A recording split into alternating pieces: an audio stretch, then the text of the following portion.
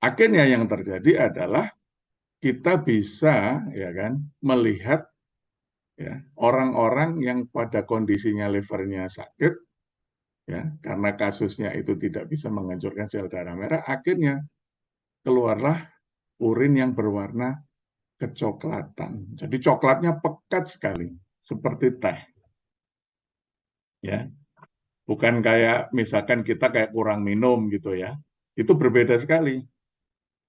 Ya, kayak kurang minum itu biasanya coklatnya tapi masih kelihatan apa bening. Tapi kalau orang yang katakanlah sakit, misalkan hepatitis ya contohnya, itu livernya sakit karena proses penghancuran sel darah merahnya juga terganggu, di situ kencingnya kecoklatan, seperti teh pekat sekali.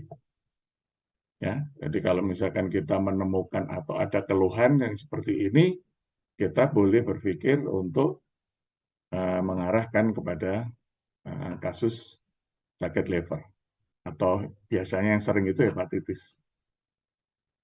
Ya, terus kemudian penanda yang berikutnya adalah pada saat feses itu ya saat buang kotoran orang yang sakit ini ternyata nggak berwarna.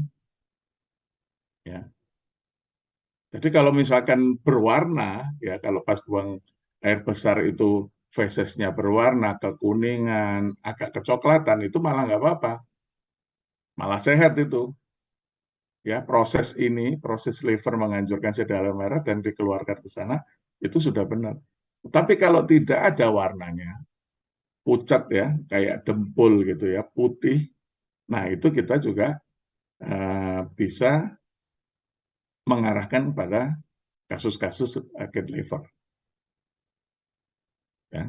Jadi itu fungsi liver yang pertama.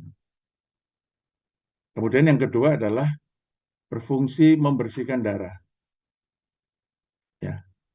Jadi membersihkan darah ini dari senyawa-senyawa yang bersifat racun. Ya, seringkali kan kita misalkan ada makanan-makanan yang nggak sehat ya, entah itu makanan-makanan yang mengandung zat pewarna ataupun yang mengandung bahan-bahan yang berbahaya di situ. Nah, itu tugas dari hati kita untuk membersihkan melalui darah itu dibersihkan di situ. Ya, dari racun-racun yang akan mengganggu. Jadi semakin kita katakanlah konsumsinya yang makanan-makanan yang mengandung hal-hal yang tidak benar dalam artian pengertian itu katakanlah banyak mengandung kimia-kimia yang sebenarnya itu tidak boleh masuk ke dalam tubuh kita, ya kan? Nah, semakin berat fungsi liver kita, ya, semakin berat pekerjaan dia. Nah, itu fungsi membersihkan darah. Kemudian fungsi berikutnya adalah memproduksi protein, ya. Jadi protein itu diproduksinya salah satunya ya itu di dalam liver atau hati kita. Jadi kalau misalkan ada gangguan, ya, ada gangguan, jadi liver kita lagi sakit seperti hepatitis, itu biasanya fungsi produksi proteinnya terganggu. Contohnya apa? Contohnya albumin. Albuminnya biasanya turun. Ya, kalau albuminnya turun, biasanya orangnya kita bisa melihat tandanya ada pembengkakan atau odem. Ya, jadi fungsi albumin ini adalah di dalam darah dia mengikat cairan. Tetapi begitu proteinnya turun karena fungsi livernya juga terganggu, albuminnya turun, akhirnya cairan itu keluar dari pembuluh darah, makanya itu terjadi bengkak. Ya, jadi dia fungsi daripada salah satunya itu memproduksi protein. Jadi sangat penting, sangat vital seperti yang dijelaskan pertama tadi. Kemudian berikutnya adalah metabolisme protein. Ya, jadi dia mengubah amonia untuk diubah menjadi urea yang akan dibuang ke melalui buang air kecil atau urin, ya melalui urun. oleh ginjal. Jadi dia metabolisme protein. Kalau misalkan ada gangguan, ya nanti bermasalah, amonianya numpuk. Ya, numpuk, akhirnya masuk ke dalam pembuluh darah, biasanya sampai dengan ke otak dan ke organ-organ yang lain. Akan timbul gejala atau keluhan di organ yang tertimbun atau terkumpul amonia di sana. Ya, sangat vital ini. Kemudian berikutnya adalah penyimpanan nutrisi. Ya, penyimpanan nutrisi ini, ya, ini sangat penting. Ya, misalkan zat besi, ya, disimpan di situ. Terus vitamin-vitamin, ada vitamin A, B12, vitamin D, vitamin K, ya, serta asam folat. Itu disimpan, ya, di dalam liver kita atau hati kita. Jadi sangat vital. Kalau misalkan terganggu, ya nggak bisa nyimpen. Ya, nanti ada contoh beberapa kasus-kasus apa saja yang akhirnya membuat liver itu terganggu dan fungsi ini tidak berjalan sebagaimana semestinya. Fungsi yang berikutnya adalah tentang cairan empedu dan energi. Ya, kita tahu bahwa cairan empedu ini fungsinya adalah di dalam proses atau membantu proses pencernaan. Ya. Kemudian kalau energi ini biasanya, ya, hati itu akan membentuk atau tubuh itu membentuk glikogen. Ya, disimpan di situ atau menyimpan energinya dalam bentuk glikogen di hati. Yang apabila diperlukan akan diubah menjadi glukosa atau menjadi gula. Ya, ini energi.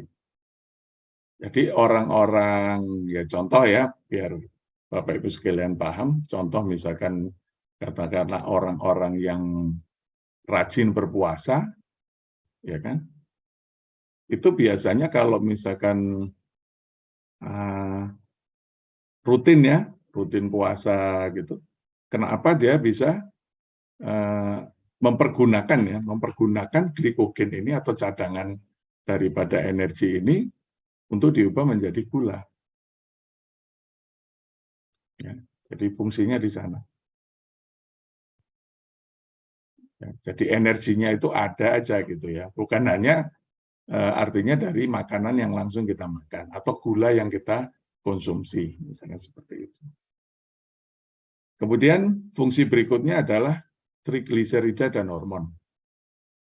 Ya, ini pembentukan atau produksinya itu ya merupakan tanggung jawab daripada liver. Dari fungsi yang kesemuanya ini, apabila ada seseorang yang fungsi hatinya itu atau livernya itu terganggu, ini akan terganggu. Semua proses ini akan terganggu. Ya. Nah, nanti ini berhubungannya kemana? Berhubungannya adalah saat kita nanti membantu, ya, membantu kepada klien kita yang posisinya lagi sakit di livernya. Nah, nanti itu fungsinya ke sana. Ya, kita nanti akan melihat kalau misalkan katakanlah fungsi livernya menjadi masalah atau orang ini gampang ya, contohnya katakanlah hepatitis, ini kan keganggu. Nah, itu apa yang akan kita berikan? Ya, nanti akan saya sampaikan di saat-saat terakhir ya. Oke, kita lanjutkan. Terus kemudian macam penyakit hati. Ya, jadi macam penyakit hati itu sebenarnya banyak ya. Jadi bukan penyakit hati itu hanya kita berbicara tentang hepatitis. Ya. Tetapi memang kasus yang terbanyak itu adalah hepatitis. Ya. Kasus penyakit hati yang terbanyak itu adalah hepatitis. Ya. Di sini ada penyakit kuning, biasanya katakanlah kayak anak kecil ya, anak kecil, terus kemudian baru lahir, kemudian dia kuning, itu karena apa? Karena biasanya dia fungsi livernya belum berfungsi secara normal. Ya, biasanya nanti akan dibantu dengan penyinaran atau seringkali ibunya disuruh untuk setiap pagi itu disinari ya ke matahari, seperti itu. Kemudian yang kedua hepatitis, ya nanti akan saya jelaskan hepatitis itu apa aja. Kemudian sirosis. Sirosis ini, sirosis hepatis ya tepatnya, penyakit hati ini, itu gini, kalau misalkan katakanlah hati kita itu bentuknya itu kan parenkim ya, jadi bukan seperti jaringan yang keras ya. Kerasnya itu tapi masih bisa ada kekenyalannya. Ya, jadi seperti parenkim gitu ya kalau bahasa ininya ya, Latinnya. Nah, saat terjadi sirosis hepatis, ya, itu sama dengan perlukaan ya, ada luka pada hati. Ternyata jaringan yang sakit tadi itu tidak sembuhnya ya, mohon maaf, sembuhnya itu menjadi jaringan parut. Jadi kalau misalnya apa jaringan parut itu jaringan bekas luka. Ya seperti itu. Jadi kalau misalkan tangan kita kena luka ya, terus kemudian ada tumbuh ya seperti keloid itu yang tumbuh berlebihan, itu kan jaringan parut namanya ya. Nah, sirosis itu seperti itu. Jadi dia tidak bisa kembali lagi kepada seperti yang semula. Nah, sekarang tinggal lihat ya dari kondisi seluruh organnya itu terkena sirosisnya berapa persen. Kalau misalkan semakin besar otomatis ya keluarnya semakin banyak. Karena apa? Karena sudah tidak berfungsi lagi yang harusnya semuanya bisa berfungsi ya untuk menjadikan yang tadi ya fungsi-fungsi hati yang sebelumnya dijelaskan, ternyata dia tidak bisa. Karena apa? Karena ternyata 50%-nya udah nggak berfungsi normal. Cuma 50% aja. Nah, ini akan menimbulkan gejala-gejala. Itu sirosis. Kalau kanker hati, ya seperti biasa. Jadi kanker itu adalah jaringan selnya menjadi ganas. Ya, karena satu sebab, akhirnya di hatinya atau livernya itu ada sel-sel ganasnya. Akhirnya dia disebut sebagai kanker hati. Ya, jadi ini macam-macam penyakit hati. Nah, sekarang kita masuk lebih spesifik lagi tentang hepatitis. Hepatitis itu adalah peradangan pada hati atau liver ya, yang kondisinya itu disebabkan oleh berbagai hal. Ya. Bisa mulai dari infeksi virus. Ya, penyebabnya ini ya. Kemudian kebiasaan mengonsumsi alkohol. Ya. Penggunaan obat-obat tertentu. Kemudian ada penyakit autoimun. Ya, kalau penyakit autoimun ini mungkin kapan hari, berapa minggu yang lalu pernah saya jelaskan kalau orang terkena autoimun tergantung organ mana yang terkena. Jadi autoimun itu imun yang seharusnya ya menjaga kekebalan tubuh kita untuk menjaga dari segala macam serangan dari luar, entah itu kuman, entah penyakit dan lain sebagainya, ternyata dia berlebihan. Ya, dia mempunyai actionnya berlebihan. Terus yang terjadi apa? Menyerang pada organ tubuh kita yang sehat. Nah, kalau misalkan ini pada kasus hepatitis yang diserang adalah livernya, ya, autoimun. Kemudian juga ada infeksi cacing hati. Nah, di sini ada catatan bahwa jika disebabkan oleh infeksi virus, ya, hepatitis ini bisa menular ke orang lain. Ya, jadi ini yang harus digarisbawahi. Jadi ada proses penularan di sini. Nah, terus bagaimana dok? Kalau misalkan katakanlah saya punya klien nih, gitu kan. Terus kemudian apa saya nggak boleh nih pegang-pegang dan lain sebagainya. Terus gimana saya bisa tahu atau saya gimana mau nempelkannya gitu kan? Mau nempelin nih dok untuk produk One More karena orangnya sangat memerlukan. Terus bagaimana? Sebenarnya tidak ada masalah, ya. Kalaupun di mana di medis ya, di rumah sakit, tadi klinis kita menghandle pasien-pasien yang katakanlah menular, ya kita pasti punya cara. Artinya kita harus hati-hati. Yang pertama bisa pakai sarung tangan, ya, yang disposable ya, yang langsung bisa dibuang sekali pakai, misalkan seperti itu. Kalaupun tidak ada, bagaimana? Boleh dok langsung kontak, boleh. Tetapi yang harus diingat adalah begitu selesai, kita jangan pegang kemana-mana, ya, tangannya cuci dulu ya dengan air, kemudian ada sabun, kemudian pakai desinfektan, ya seperti itu. Jadi boleh saja kita untuk membantu ya, asal kita juga harus precaution, harus menjaga diri kita. Jadi kita bekerjanya harus benar-benar safety. Karena apa? Karena ini menular. Ya. Nah, seperti tadi saya sampaikan bahwa hepatitis itu penyebabnya macam-macam. Bukan kalau orang ngomong hepatitis itu yang selalunya ya kita selalu berpikiran bahwa oh hepatitis apa ini? A, B, C, D, E gitu misalkan kan.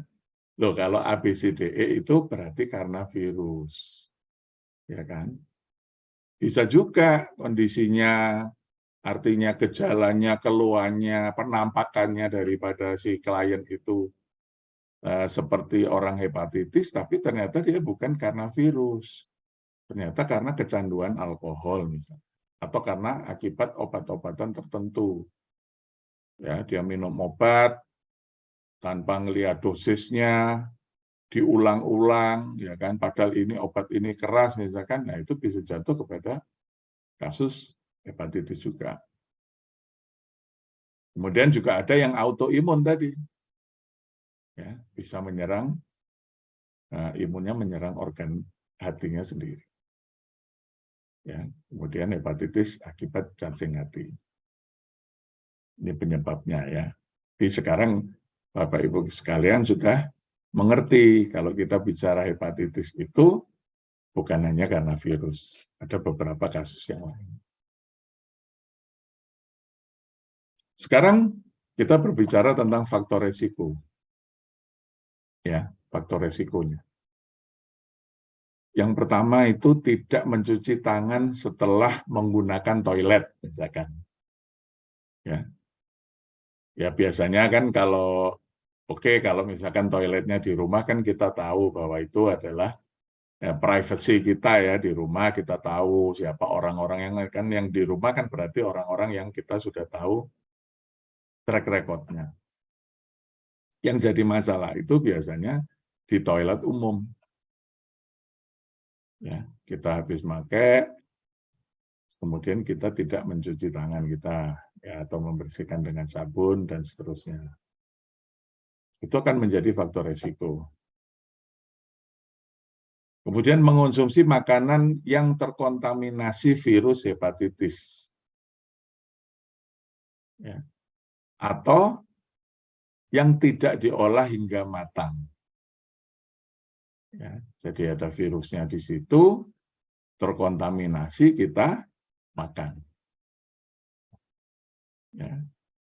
Terus kemudian kita pesan makanan, makanannya asal kita beli ya, beli di luar, tidak diolah dengan sampai matang, dengan baik, akhirnya kita makan. Itu faktor resiko. Ya. Kemudian berbagi barang pribadi seperti pisau cukur atau gunting kuku. Ya, tadi sudah saya jelaskan, kalau ini di rumah kita sendiri, mungkin nggak ada masalah.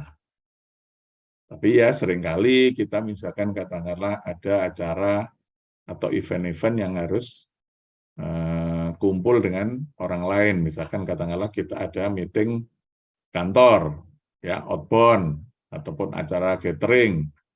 Kita bareng-bareng dengan teman-teman kantor. Ya, kemudian kita sebenarnya sudah punya pisau cukur, gunting, dan lain sebagainya, tapi kita saling tukar.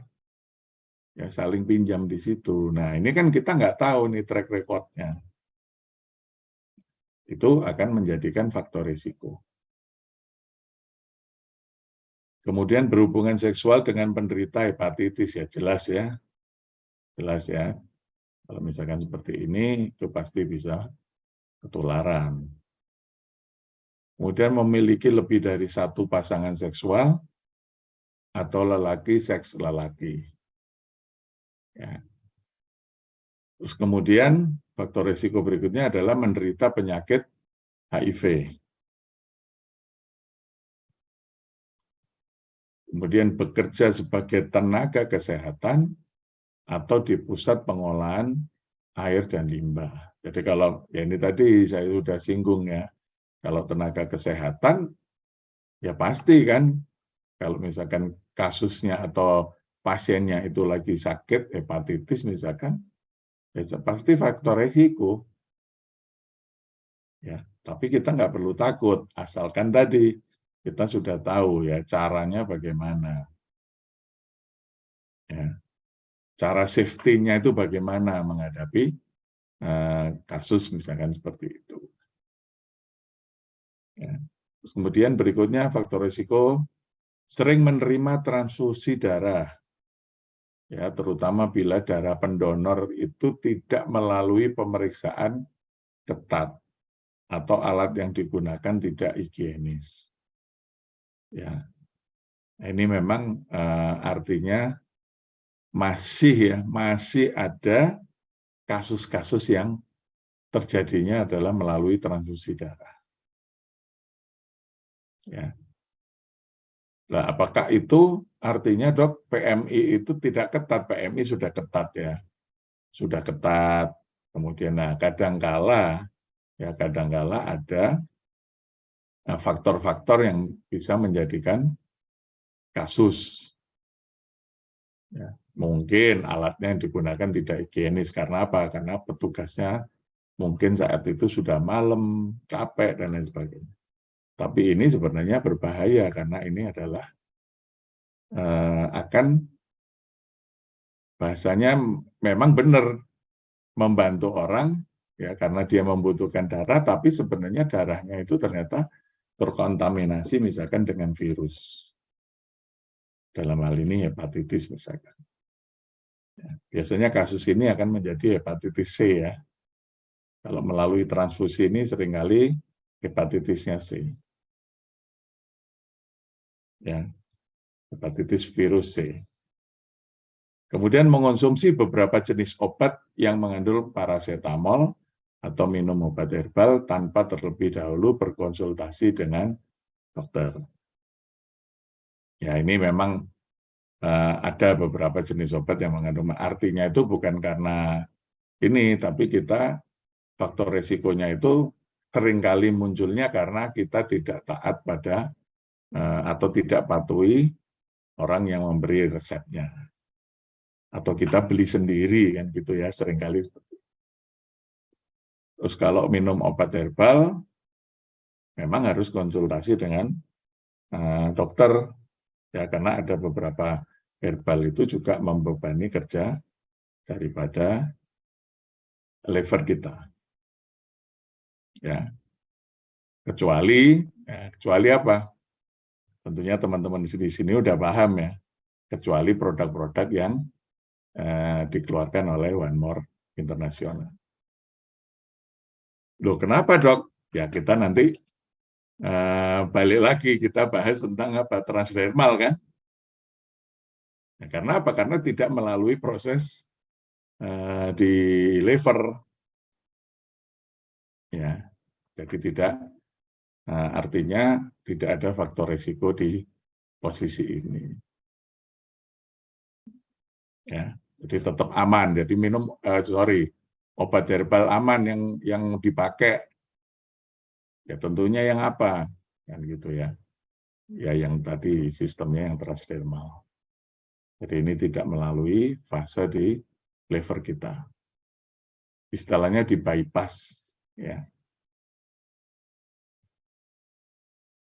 Nah, sekarang apa aja gejala hepatitis itu?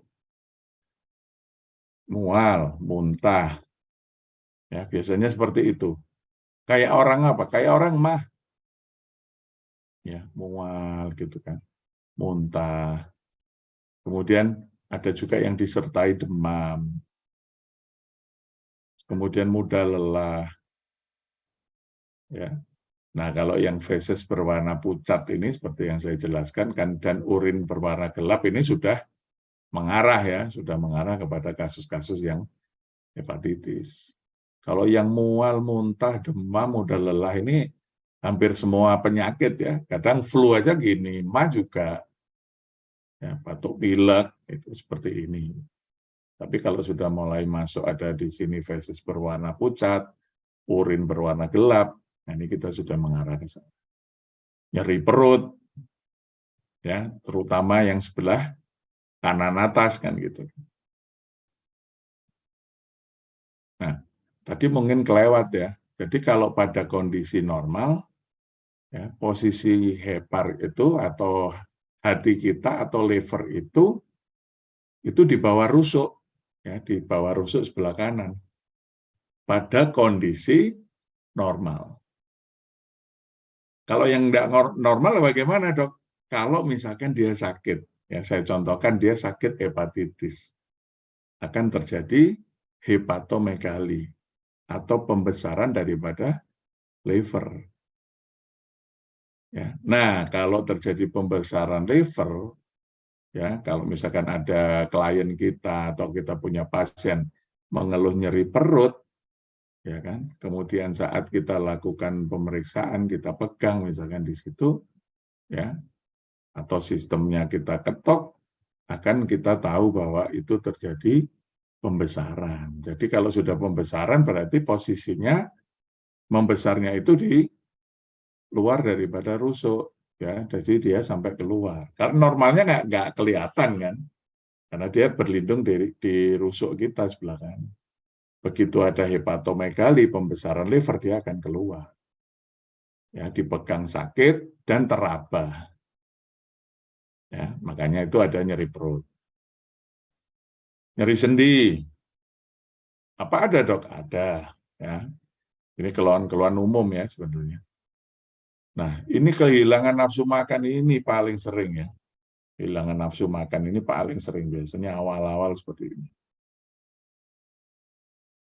Kemudian mulai penyakit kuning ini maksudnya mulai kelihatan kuning, ya, terutama di daerah sklera atau gampangnya kalau kita ngelihat kalau dia sudah mengeluh, ya ada keluhan seperti ini, fesesnya pucat, kemudian urinnya berwarna gelap, kemudian kita melihat orangnya gitu, kok kayak kuning ya, nah, itu dilihat aja matanya, mata yang bagian putih itu sklera itu nanti di situ kelihatan kuning, ya. Kelihatan banget ya, tapi caranya bagaimana? Caranya adalah pemeriksaannya harus harus di tempat yang terang ya, langsung kalau misalkan apa di bawah penerangan sinar matahari gitu ya, langsung gitu katakanlah ruangannya benar-benar kelihatan banget ya, cahayanya terang, nanti kelihatan banget itu kuningnya ya. Nah, kalau misalkan seperti itu udah fix ya, udah fix itu ada masalah. Ya, karena kita ceritanya ini hepatitis ya berarti ini karena hepatitis. Kemudian juga bisa juga sampai penurunan berat badan. Ya, berat badannya sampai turun.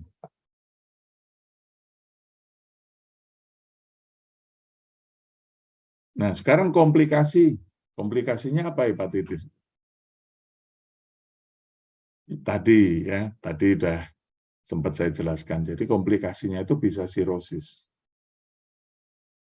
ya, bisa sirosis. Jadi hepatitis dulu, ya, jadi ada keradangan pada livernya atau pada hatinya, kemudian karena nggak sembuh-sembuh, ya kan, atau orangnya ini juga tidak berobat, tidak patuh, ya, kemudian jatuh pada kondisi yang kronis. Kronis sampai bulanan, sampai 6 bulan, kemudian kambuh lagi dan seterusnya sampai muncul jaringan parut tadi, jaringan luka. Nah, itu jatuhnya pada sirosis ini. Yang tersering itu biasanya dari hepatitis penyebabnya virus yang C ya. Hepatitis virus C, bisa juga yang B. Ya, itu bisa juga jatuh kepada sirosis. Kalau yang A enggak, hepatitis A enggak. Ya. Kemudian ada gagal hati, ini gagal hati ini posisinya adalah sudah kompleks sekali ya kerusakannya. Sirosisnya ini sudah 80%, misalkan seperti itu akan jatuh pada gagal hati. Jadi tidak bisa fungsi apa-apa. Kita tahu ya tadi fungsinya bisa menghancurkan sel darah merah, kemudian membersihkan darah, kemudian penyimpanan nutrisi dan lain sebagainya, memproduksi proteinnya itu nggak berfungsi sama sekali, gagal hati. Terus kemudian yang berikutnya komplikasinya adalah kanker hati. Ya, ini juga termasuk komplikasi.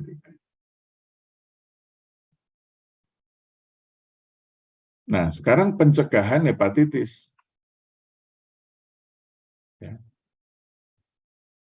Jadi selalunya kalau saya ini senangnya adalah kita berbicara tentang pencegahan. Kenapa? Ya karena apa? Karena memang kita itu sebenarnya lebih gampang mencegah daripada mengobati. Ya. Kalau mencegah gimana dok? Kok lebih gampang? Ya kita tinggal melihat aja faktor resikonya tadi apa. Ya, kita tekan di situ, kita kurangi faktor resikonya. Ya, habis ke toilet, ya harus cuci tangan yang baik, pakai sabun, pakai desinfektan.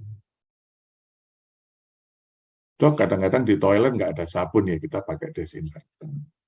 Ya, intinya bersih. Karena apa? Kita nggak tahu orang yang pakai sebelumnya hepatitis, ya kita masuk ke situ, ya tangan kita mungkin menyentuh apa dindingnya atau menyentuh apa, nah ternyata kita nggak bersihkan.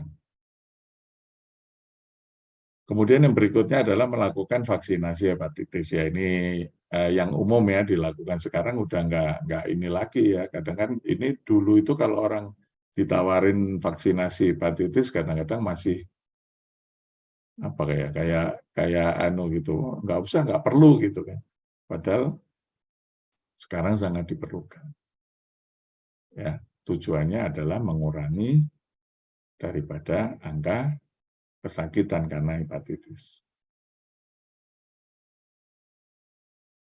Oke, berikutnya.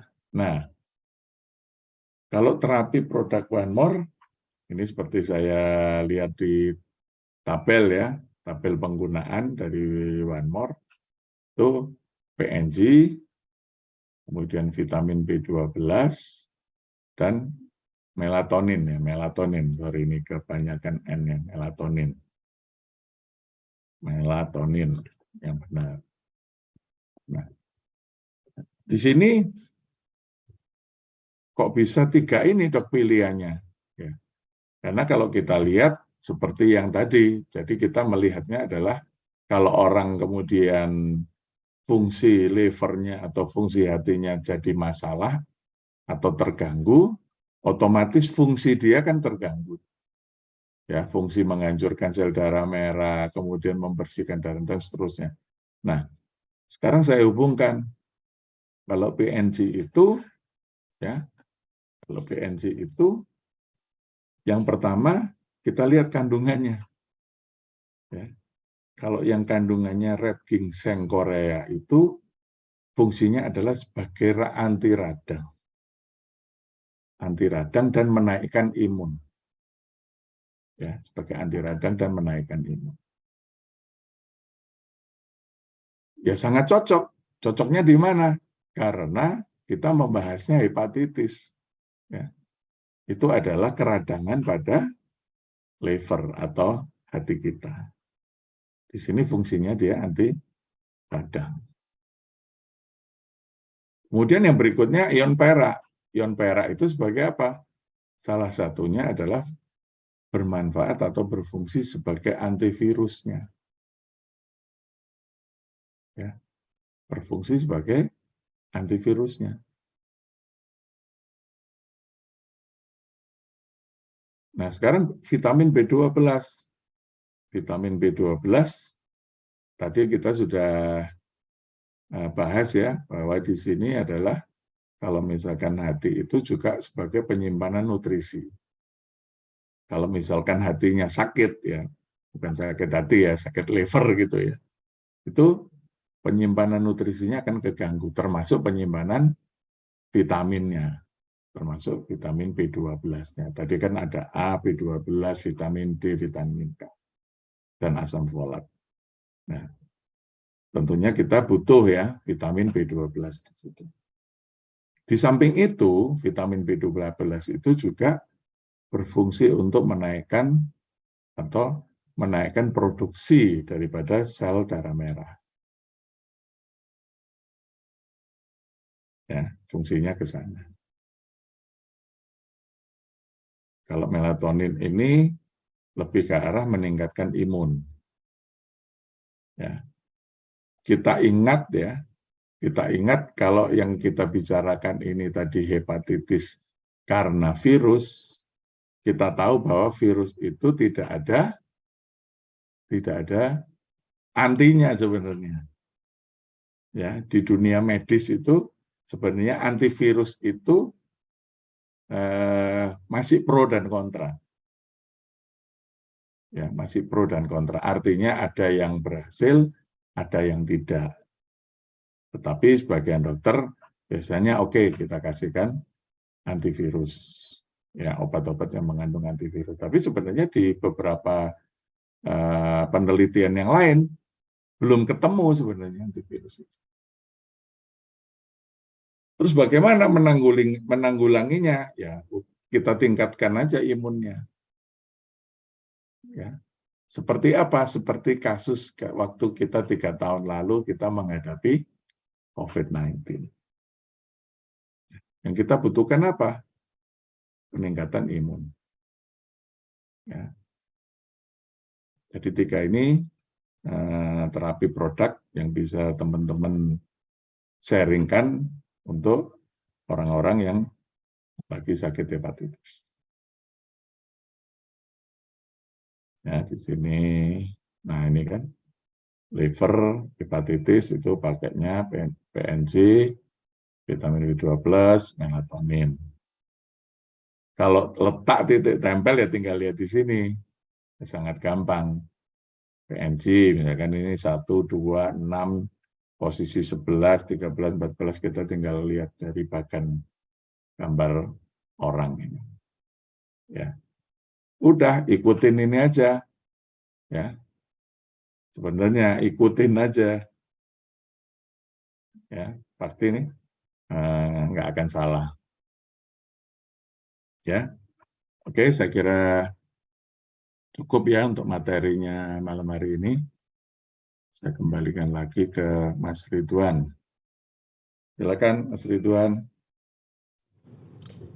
Oke, baik. Terima kasih dokter. Untuk sesi tanya jawab akan langsung dilakukan dan dipandu oleh leader kita, Apprentice Kak Made. Ya. Silakan Kak Made. Baik, Pak Ridwan. Selamat malam, dokter. Luar biasa ya. Selamat malam, Materinya, Pak Made. Terima kasih Mas Ridwan dikasih kesempatan untuk mandu tanya jawab malam ini. Ini kalau Made lihat sudah banyak pertanyaan nih dok. Made izin bacakan ya dok ya. Oke, silakan. Pertama itu dari Ibu Puji. Mohon bertanya dok, bila setiap hari mengkonsumsi paracetamol, apakah dampaknya? Karena dokter mengatakan, dokter yang beliau konsultasi mengatakan konsumsi paracetamol dalam jangka panjang itu aman. Nah, mohon komentar dari dokter Rudi. Ya, silakan dok. Oke. Oke, jadi pengertian aman itu tadi saya sudah bilang bahwa yang tadi saya tulis di situ itu artinya apabila tidak dipatuhinya si pemberi resep, ya. Jadi seringkali terjadi masalahnya itu karena itu, ya. Jadi bukan karena jenis obatnya. Jadi kalau kita mengikuti aturannya, jumlah dosisnya, terus berapa lamanya, tentunya akan aman. Ya, jadi kalau misalkan katakanlah pemakaian paracetamol pada kasus-kasus tertentu ya itu aman saja. Yang penting dosisnya sudah kita diberikan ini loh batasannya. Nah itu harus dipatuhi. Saya kira itu. Iya, intinya kita ngikutin apa saran dokter yang mengontrol kita dan kan rutin kontrol otomatis ya dok ya akan dicek secara Iya, rutin. betul. Ya, baik. Ya, berarti begitu ya Bu Puji jawabannya, semoga membantu. Kemudian ini ada pertanyaan lagi dari Adi Satria mengatakan, saya barusan temui penderita sirosis hati, sudah periksa dokter dan sudah dilarang menggunakan obat karena menjaga jangan sampai ginjal akan bermasalah. Sirosisnya sudah bengkak dan sakitnya sangat menyakitkan. Ditempel 10 menit sakitnya, yang sakit sekali seketika hilang. Oh, ini testimoni ya dok ya? Testimoni, Wah, ini luar biasa biasa itu. ya. Tempel 10 menit berarti tadi tempelnya apa nih ya? Belum diinfo ya. Mungkin PNG mungkin maksudnya ya. Baik, saya lanjut. Dari Bapak Erwin. Kalau sakit jantung obat one more-nya apa dok? Ini bicara sakit jantung ya. Oke, oke. Dokter mau respon apa nanti beliau konsul ke Ya nggak ininya? apa-apa. Ya Oke, kalau silakan jantung, dokter. kalau jantung itu biasanya ya PNG, terus kemudian Omevia, ya lebih lengkap lah kalau jantung. Tinggal nanti jantungnya yang apa ya sakitnya. Karena kan penyakit jantung kan banyak sekali, ya. Ada gagal ya, gagal jantung, terus kemudian mungkin juga ada kelainan denyut, itu bisa juga mempengaruhi jantungnya, ya. Atau memang ada penyempitan pembuluh darah jantungnya, ya nanti banyak sekali. Tapi artinya yang poin-poin itu yang harus dipakai ya dan rutin. Saya kira itu. Ya, baik dokter. Secara prinsip kan semakin lengkap semakin bagus ya dok ya penggunaan produk-produk One More gitu ya. Iya, betul. Ya. Ini ada juga nih pertanyaan yang di luar topik juga nih dok. Kolesterol apa yang sesuai dan tempelnya di mana? Ini mungkin ini ya boleh diskusikan juga dengan pengundangnya mungkin ya dok ya. Kalau yang Iya, masalah boleh. titik tempel ya dok ya.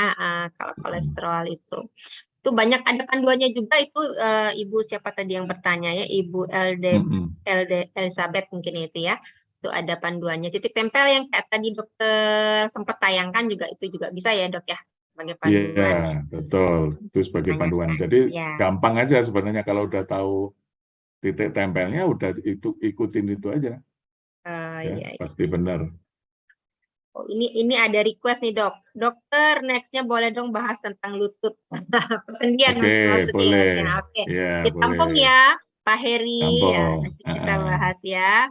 Oke, saya lanjut lagi. Oh, oke. Oh, Pak Adi Satria menambahkan dok yang tadi memberikan testimoni bahwa yang ditempelkan oleh beliau itu adalah PNG B12 Omevia. Nah, Ya, mungkin ya Bapak Ibu teman-teman lengkap ya. ya. Ya, melatoninnya habis, jadi diutamakan PNG B12 dan 10 menit hilang. Oke. Wow, keren ini teman-teman. Keren ya, luar Keren. biasa ya. Sesuai ya. Dok, Sesuai. betul ya 10 menit wow. Dok ini ada lagi nih dok dari Ibu Iroh. izin di luar tema. Kalau patah tulang, osteoporosis.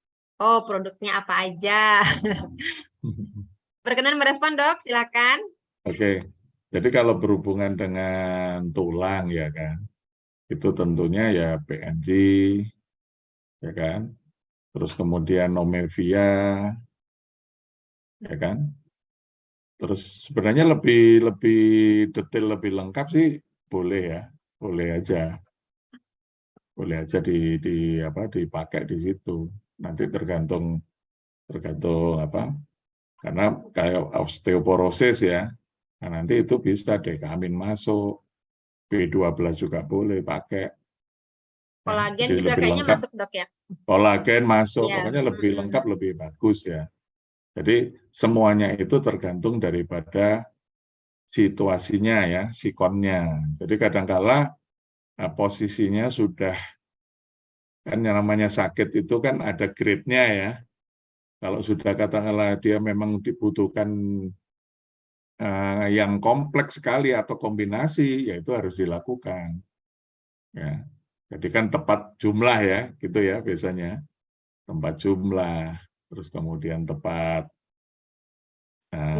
dosisnya, waktunya, Oke.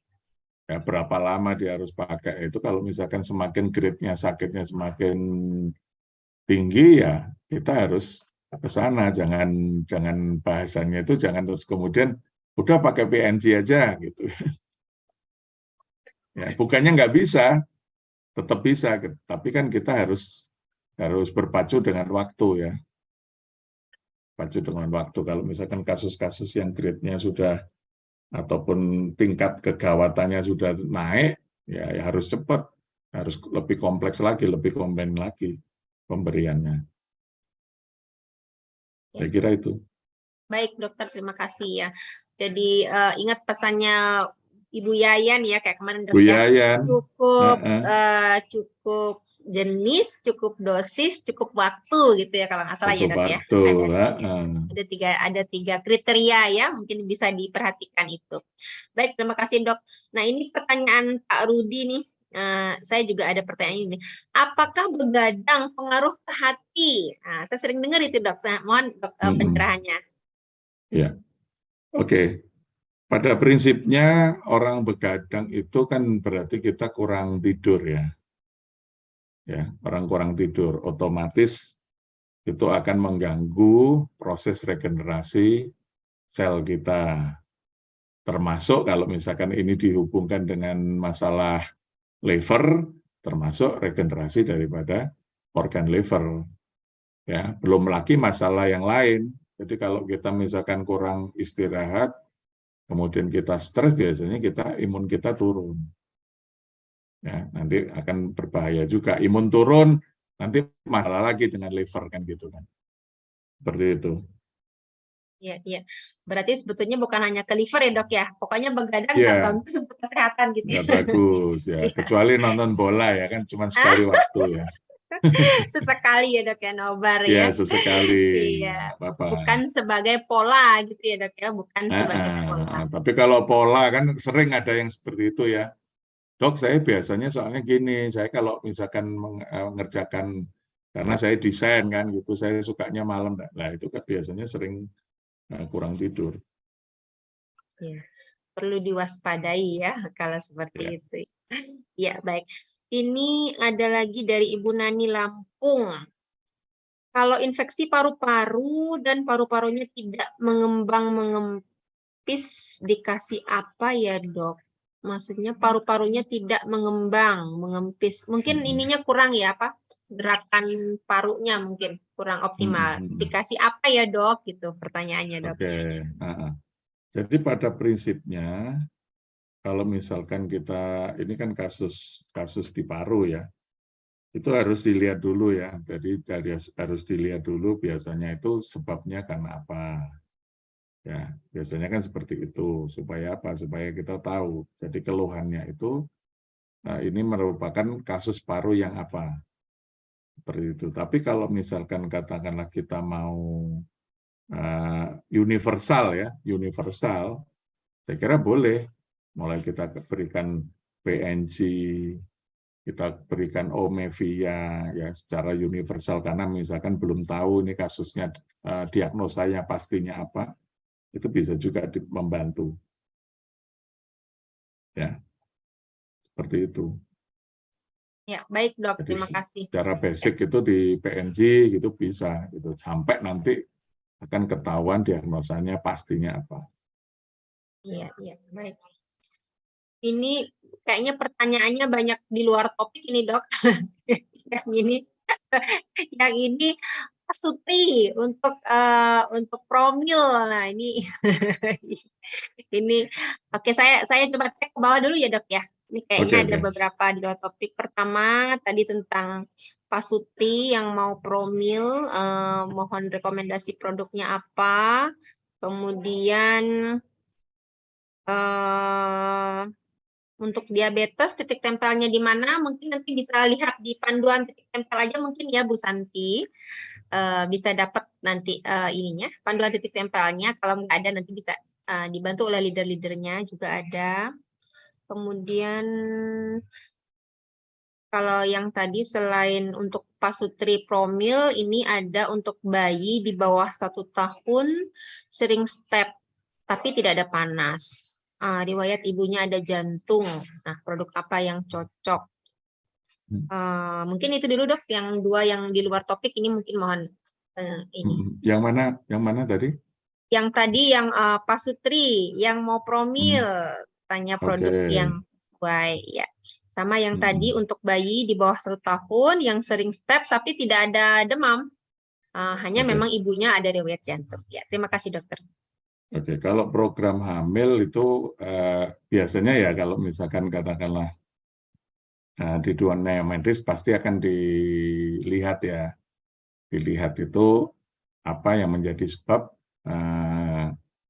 untuk kesulitan hamilnya, biasanya seperti itu. Nah, kalau misalkan katakanlah anggap aja universal ya, intinya belum berapa tahun gitu ya, belum terlalu lama dan lain sebagainya. Nah, itu boleh dibantu dengan produk-produk dari One More.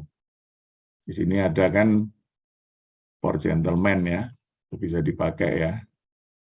Ya, ladies Jadi dan yang One gentlemen. More Night, yang kemudian itu bisa jadi yang laki sama yang perempuan. Yang laki ya tentunya pakai yang gentleman, terus kemudian yang satunya yang ladies night.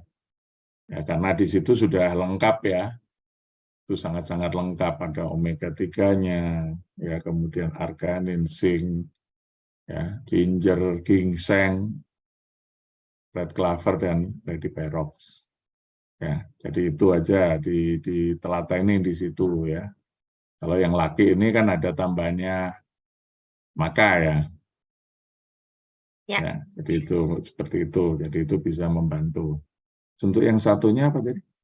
Baby yang di bawah 1 tahun sering step tapi nggak pakai demam dia. Itu ya. Jadi kalau kurang dari 1 tahun nggak pakai demam, kalau yang misalkan demam biasanya kasusnya kejang demam ya, kejang pada anak-anak. Jadi kejang yang dikarenakan naiknya daripada suhu tubuh si anak. Tapi kalau misalkan dia tidak ada demam, itu bisa juga ada kemungkinan mungkin bermasalah di kelistrikan otaknya. Ya, nah itu harus lebih detail lagi ya, diperiksakan ke dokter dulu, ya kan, supaya tahu dulu arahnya. Terus kemudian katakanlah karena ini posisinya masih setahun ya, di bawah setahun ya. Iya dok, di bawah 1 tahun. Di bawah 1 tahun ya, artinya ya gini aja, kayak maintenance ya, boleh dikasih maintenance, katakanlah dikasih PNG misalkan seperti itu, tapi ya tentunya dosisnya jangan terlalu banyak ya, jadi lembarannya kecil aja, yang penting untuk maintenance. Mungkin Kira-kira itu B12 sampai plus sama boleh, Omivia mungkin juga membantu ya dok ya. boleh, tapi ya itu tadi, yang penting jangan terlalu banyak dulu ya. dosisnya Gitu. disesuaikan gitu ya dok ya. Disesuaikan karena masih di bawah setahun. Baik, baik. Saya lanjutkan, ini ada pertanyaan agak di luar topik juga, tapi ini terkait dengan transfusi tadi dok. Jadi ada kenalan beliau yang hampir setiap bulan itu tuh harus transfusi gitu. Terus biasanya itu karena masalah apa, dan terus kalau misalnya untuk One More ini mungkin kira-kira apa yang bisa disarankan untuk Oke. rekannya? Ya kalau misalkan transfusi ya otomatis kan pasti ada kekurangan darah ya. Cuman kita nggak tahu ya, nggak dijelasin ya. Transfusinya itu apa, darah lengkap atau cuman apa sel-sel darah ya, misalkan seperti itu, kita nggak tahu di sana. Tapi kalau kita berbicara produk One More itu bisa kita support dengan vitamin B12 plus bisa ya. Terus kemudian bisa juga ditambahkan ya, mungkin PNC ya untuk membantu aliran darahnya. Seperti itu Bu Made. Baik, terima kasih. Kalau transfusi sebenarnya banyak ya dok ya, karena kan itu berarti zat-zat makanan dalam darah itu mesti dia kurang ya dok ya. Iya, Bantu. cuman harus tahu kasusnya apa, diagnosanya. Benar, persisnya apa gitu ya. Betul. Ini saya, baik, terima kasih dokter.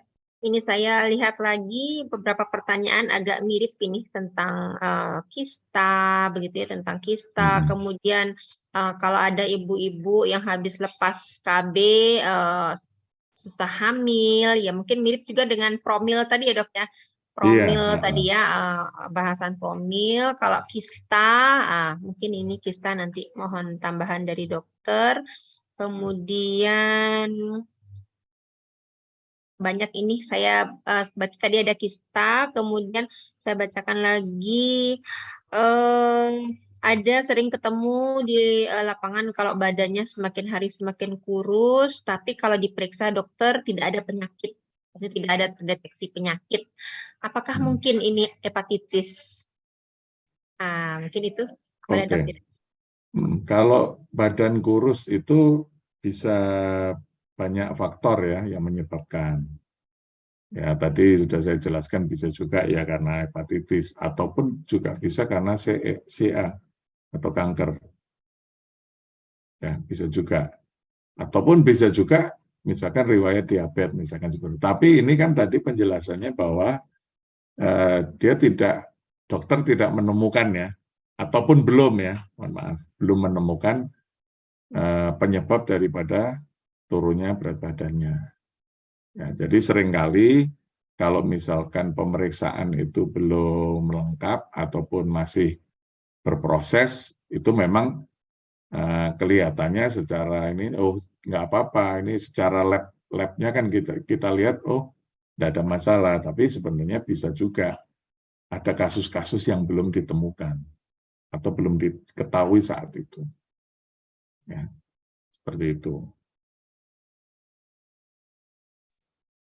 Ya, jadi bisa juga nanti karena kanker, nanti karena apa. Seringkali, jadi kita sering melihat orang tiba-tiba kurus, tapi saat dicek lab yang biasa ya, masih lab yang grade 1 gitu ya, belum yang lebih kompleks lagi, misalkan nggak ketemu apa-apa gitu. Ternyata berikutnya, oh ternyata kanker kelenjar getah bening gitu kan, ketahuan seperti itu. Jadi istilahnya butuh pemeriksaan lebih detail lagi ya dok ya. Lebih detail. Jadi kalau misalkan mau universal ya boleh aja pakai produk kita. Sifatnya mungkin lebih imunnya dinaikin dulu mungkin begitu ya dok ya. Boleh ketemu imun dinaikin. Iya karena terus banyak. Istilahnya. Iya. Istilahnya menutrisi dulu gitu ya dok ya, karena Iya, sifatnya juga nutrisi boleh, B12 atau dekamin itu semua sangat bagus. Baik, terima kasih dok. Ini ada beberapa, ini mungkin saya bacakan ini yang biar teman-teman ini. Dari, oh nggak ada namanya. Kemarin ada kasus penderita kanker pembuluh darah. Awalnya masih bisa jalan, masih bisa bicara, makan. Kemudian ditempeli beberapa titik PNG 2-3 hari bisa tidur hanya 30 menitan. Kemudian malah ngedrop terus akhirnya meninggal penderita kanker tersebut. Oh, beliau berbagi cerita ya, Dok ya. Oke. Ya, mungkin bisa komentar. Kadang kan mungkin di lapangan ketika teman-teman memberikan solusi begitu ya, membaik, tapi kok biasanya tiba-tiba ngedrop lagi. Nah, mungkin butuh Dok penguatan Dok buat teman-teman di lapangan. Oke. Silakan Dok ya. Oke, pada prinsipnya kalau kita berbicara kanker, ya kan, itu kan kita ibarat kalau misalkan nanti suatu saat akan saya bahas tentang kanker ya di sini. Jadi di sini ada yang namanya fenomena gunung es ya. Jadi kenapa kanker itu saat ditemukan itu tiba-tiba stadiumnya sudah tinggi atau biasanya orang menyebutnya stadiumnya sudah akhir. Ya itulah memang kanker itu seperti itu. Jadi fenomena gunung es itu kan gitu. Gunung es itu kan adanya di laut. Ya, tapi kenapa? Dia kan kelihatan kecil. Begitu kapalnya itu nabrak, ternyata kapalnya yang terguling di situ. Ya. Kapalnya yang tenggelam, ternyata apa? Ternyata akarnya itu gede. Ya. Ternyata dia gunung, bukan hanya kelihatan seperti ujung batu gitu. Nah, sama dengan kasus kanker atau CA ya, atau kanker. Itu yang sering terjadi seperti itu. Ya, artinya saat kita memberikan support ya kan. Support itu tujuannya adalah paliatif. Ya, paliatif itu adalah supaya si orang penderita kanker ini itu tidak merasa sakit, nyeri, karena kan seringkali mesti yang terserang itu sakit ya. Saking nggak bisa nahan nyerinya, ya kan, kadang-kadang sampai kadang kepalanya dibentur-benturin dan lain sebagainya, saking nyerinya. Nah, ini tujuan daripada pemberian produk-produk One More ini, tujuannya adalah paliatif, supaya apa? Supaya nyerinya turun. Terus kemudian kalau misalkan si pasien sudah di kemoterapi, tujuannya menekan efek samping daripada kemoterapinya. Ya, seperti itu. Ya, jadi bukan berarti kalau misalkan kita berbicara tentang produk yang kita sampaikan kepada penderita seperti itu, ya semua harapannya semua sembuh gitu loh. Tetapi kita juga harus tahu ya, beberapa kasus itu memang ada prognosa ya, istilahnya kalau di dunia kedokteran itu prognosanya. Ini prognosanya akan baik, apa prognosanya akan jelek. Nah itu dokter akan selalu menjelaskan pada keluarganya. Seperti itu. Baik, terima kasih. Paling tidak kita tanya dulu riwayatnya Dok ya. Mungkin sudah berapa Ya, lama sakit, sudah treatment apa aja. Jadi kita juga siap ya Dok ya. Kita juga sampai betul. biar nggak, kadang-kadang di lapangan itu kan suka over ekspektasi ya Dok ya. Kalau teman-teman iya. Baik, terima kasih Dokter ya. Nah, ini ada beberapa pertanyaan tapi saya izin utamakan yang terkait ya Bapak Ibu ya. Di sini ada yang terkait, saya lihat kalau otot kaki suka kram, kemudian radang sendi, itu apakah memang ada hubungannya dengan liver? Seperti itu pertanyaannya, Dok. Sebenarnya liver itu bisa aja ya mempunyai keluhan yang artinya yang nggak spesifik ya, bisa juga kakinya dan lain sebagainya. Tetapi yang paling penting adalah kita harus tahu dulu istilahnya diagnosanya ini kemana. Itu yang paling penting. Ya, itu yang paling penting. Artinya gini, kalau misalkan ada pertanyaan, loh dok, saya ini kan bukan, atau teman-teman yang di Mitra One More ini kan bukan dari semua, bukan dari dunia medis, iya betul. Tetapi paling tidak, ya itu tadi yang paling gampang kita menanyakan riwayatnya, seperti Mbak Made tadi sampaikan. Kan kita tanyakan kan bisa. Masa orang misalkan sudah sakit, sudah kronis, ya sudah bertahun-tahun atau berbulan-bulan, nggak ada nge-lab ya kan, nggak ada pemeriksaan mungkin ronsen dan lain sebagainya. Pasti ada karena saat dia di rumah sakit. Nah, itu aja yang kita butuhkan. Ya, pasti tahu, pasti kalau di dokter itu kalau misalkan kita konsultasi ya kan pasti kita dijelaskan. Oh, ini terjadi hepatitis yang tipe ini. Oh, terjadi seperti itu. Nah, jadi kembali lagi ke kasus ini, tadi itu yang ditanyakan, ya kita belum tahu, jadi diagnosanya kemana.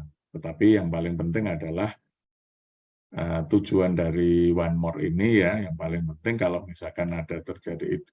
Jadi lebih ke support ya. Jadi kalau support, kalau misalkan orang kan gini loh, orang itu kalau misalkan mencari tempat berobat, itu kan pasti ada yang dikeluhkan, kayak tadi ya. Oh ini nyeri, saya nyeri, kemudian sering jadi masalah di lutut saya dan lain sebagainya. Lah itu silakan aja, ya silakan aja untuk ditempeli dengan produk-produk dari One More. Ya, jadi tidak ada masalah, tidak ada apa-apa. Ya, baik dok. Ini secara prinsip kalau misalnya beliau berkenan untuk cek lebih detail itu silahkan. Tapi kan ada orang beberapa kadang ini dok ya takut ngecek gitu ya dok ya, takut ngecek atau takut ke lab seperti itu. Kalau langsung tempel aja juga nggak apa-apa gitu ya dok ya. Nggak Tempel apa-apa, aja ya nggak selangkah masalah. protapnya ya. Kalau anti Karena nyeri, misalkan mengurangi nyeri kan tinggal pakai PNC. ya, iya Kalau betul. persendian ya tinggal ditambahkan Omevia, Dekamin, kan gitu. Betul, betul. Ya, jadi nggak masalah ya Bapak Ibu ya. Jadi nggak harus melulu ngecek kalau memang kurang nyaman atau takut, ya tempel aja langsung gitu ya. Mudah-mudahan Iya, betul. kurangi gitu ya.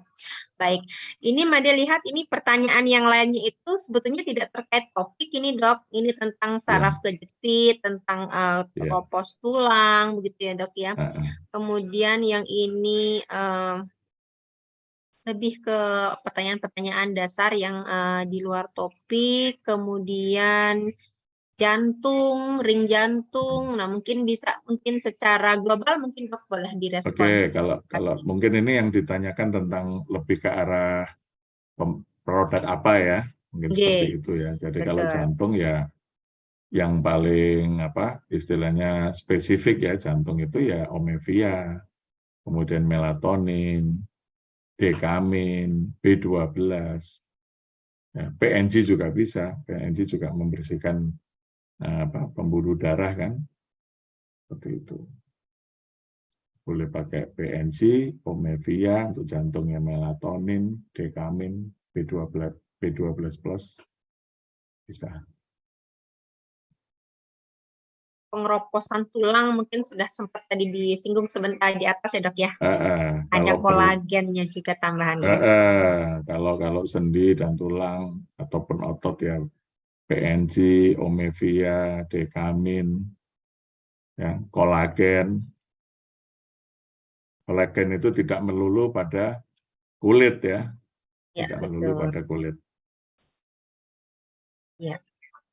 Ya, itu tadi teman-teman sudah dijawab. Memang karena secara prinsip, karena kita menutrisi dok ya, jadi bukan obat yang langsung khusus spesifik gitu ya teman-teman ya. Mungkin beberapa di sini memang yang baru. Nanti mungkin seiring berjalannya waktu akan semakin paham ya dok ya, kalau sudah di lapangan ya teman-teman ya. Tadi jantung sudah dibahas, kemudian sakit ini apalagi kolesterol. Oke, ini yang tadi ya sudah diringkas sama dokter. Mungkin Bapak Ibu ada pertanyaan yang masih terkait dengan topik ya mungkin ya, karena hari ini kita bahasnya liver dan yang tadi tuh saya cukup serem juga tuh yang habis dari toilet harus cuci tangan itu. Kadang itu sepele ya dok ya, ternyata itu salah satu pemicu ini juga ya cancer ini ya. Seringkali itu kasus-kasus yang demikian kita tidak ngerti. Karena kita di lingkungan kita nggak ada yang sakit hepatitis kok dok. Tapi kok saya kena, gitu kan. Nah ini tadi, ya dari bentuk kita bersosialisasi tadi, ya kita saat di luar, itu yang harus kita memang jaga. Jadi faktor resiko yang tadi saya jelaskan itu, kalau misalkan Bapak Ibu sekalian sudah di-capture, ya kuncinya di sana. Ya. Sudah di screenshot, ya itu yang paling penting. kita harus menjaga.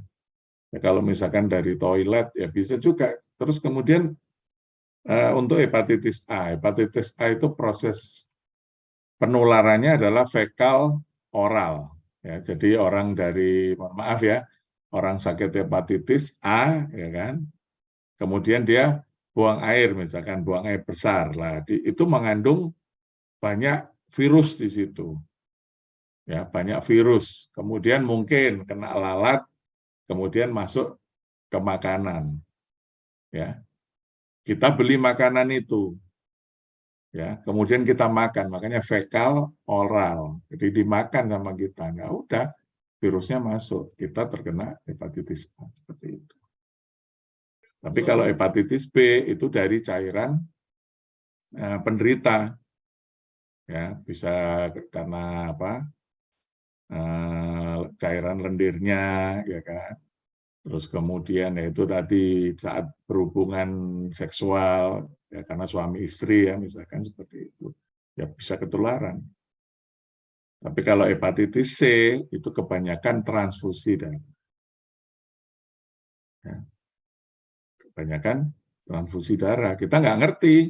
Kita ada orang pas sakit butuh transfusi, ternyata darah yang diberikan itu ternyata terkontaminasi dengan hepatitis. Ya, seperti itu dan seterusnya. Iya, baik dokter. Ya, baik Bapak Ibu, ini kita masih ada waktu sekitar 2 menitan. Mungkin kalau ada pertanyaan yang terkait dengan liver, boleh diajukan, masih ada waktu 2 menitan. Tapi nanti kalau ini beberapa ada mungkin yang belum terjawab atau mungkin tidak persis seperti yang dipertanyakan karena di luar topik. Ya, mohon izin Bapak Ibu teman-teman boleh colek ke leader masing-masing. Nanti pasti akan ada panduannya lengkap sekali ya. Di gambar-gambar titik tempelnya semua lengkap Bapak Ibu. Nanti diminta sama leadernya pasti punya ya, karena kita semua sudah ada seperti itu. Ya, mungkin dokter ini sebentar ya kita lihat ya 2 menit terakhir. Oke, ini sudah tidak ada lagi. Oke dokter, ini karena sudah waktu tadi sudah di-remind sama Pak Ridwan ya. Mungkin terakhir untuk closingnya dok sebelum kita tutup Zoom malam ini. Ya, silakan dok. Oke. Selamat malam Bapak Ibu sekalian. Jadi untuk materi yang malam hari ini itu yang paling penting adalah kita ini dari penjelasannya sekian jam yang lalu itu kita bisa tahu bahwa hepatitis ini juga tidak bisa kita sepelekan. Ya, seringkali orang yang merasa nggak apa-apa tiba-tiba saat cek lab ternyata dia positif. Ya, jadi banyak sekali kasus-kasus yang seperti itu. Nah, kuncinya di mana? Kuncinya adalah pakai kita pegang faktor resikonya dari situ. Ya, semuanya tadi udah jelas, ya itu aja yang kita pegang. Ya, terus kemudian untuk yang berhubungan dengan produk transdermal ini, ya tentunya teman-teman nanti tinggal mencocokkan ya produknya apa. Itu sebenarnya kan sudah ada tabelnya ya, tinggal kita seperti itu. Terus kemudian kalau misalkan dok, saya kan bukan basicnya kesehatan, gimana ya itu sebenarnya nggak jadi masalah juga. Kalau orang misalkan di era yang sekarang itu orang sakit itu pasti dia pernah ke rumah sakit, ke klinik, terus kemudian ke lab lah itu aja kita minta riwayatnya. Kalau kita sudah tahu riwayatnya lah kita tinggal mencocokkan dengan produk One More-nya apa. Seperti itu. Karena seperti itu. Terima kasih, Pak Made. Baik, dokter. Ini tadi sebentar saya izin membaca sebentar. Oh oke, ini tadi untuk Bapak Yakobus nanti ini ada juga Pak nanti untuk hernia ya Pak ya untuk produknya nanti boleh ditanyakan sama leadernya atau nanti bisa dijapri ke leadernya juga ya karena dokter sudah memberikan closing ya Bapak ya mohon maaf ya yang jelas di sini seperti yang tadi dokter sampaikan itu semakin lengkap itu semakin bagus Pak jadi nggak ada masalah ya produknya apa semakin bagus dan untuk titik tempelnya juga ada panduannya, tapi secara prinsip kan juga ada titik tempel utama ya dok ya, yang dokter juga dulu sudah pernah bahas ya, titik wajib juga ada Bapak Ibu. Wajib. Nanti Ya, betul. Gambar-gambarnya juga sudah ada Bapak Ibu. Mungkin kalau belum punya, boleh colek leadernya. Pasti punya ya. Kita karena kita sudah sering dikasih panduan seperti itu, gitu ya. Baik, Dokter, terima kasih waktunya malam ini luar biasa ya. Materinya sangat bagus ya untuk kita terapkan.